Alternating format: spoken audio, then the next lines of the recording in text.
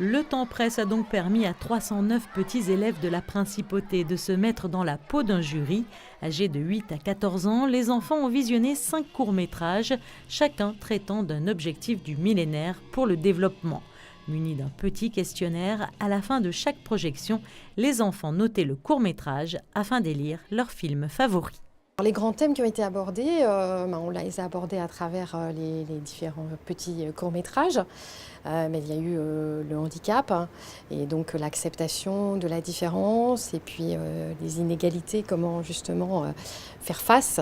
Il y a eu une très bonne réaction d'ailleurs de la part des enfants qui ont été très sensibles.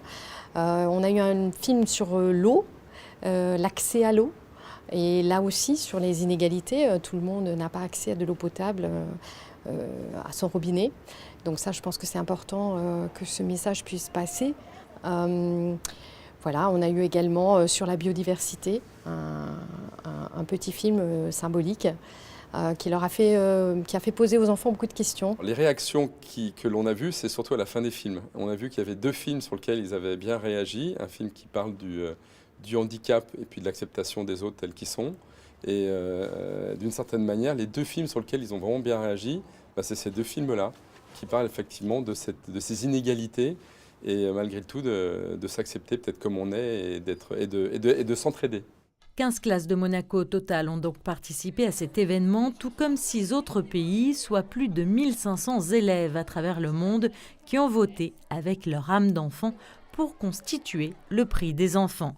Et si ce festival traite des objectifs du millénaire pour le développement, afin de sensibiliser un large public, il s'adresse aussi à la jeunesse, car donner la parole aux enfants est essentiel. Le prix des enfants, on l'a créé parce que l'avenir leur appartient.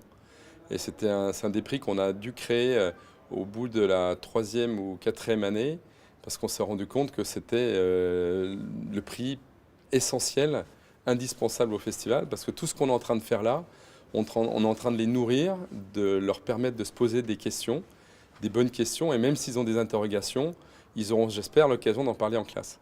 Prôner un cinéma responsable ayant une portée citoyenne, un engagement social, environnemental et humain, tout en mettant en lumière de jeunes réalisateurs et en mobilisant la jeunesse, c'est cette vision du monde que souhaite faire partager Le Temps presse. Éradiquer la pauvreté, protéger la planète et garantir la prospérité pour tous, tels sont les objectifs du développement durable de l'ONU. La cérémonie des remises des prix du festival se déroulera, quant à elle, le 4 janvier prochain à l'Hôtel de Ville de Paris.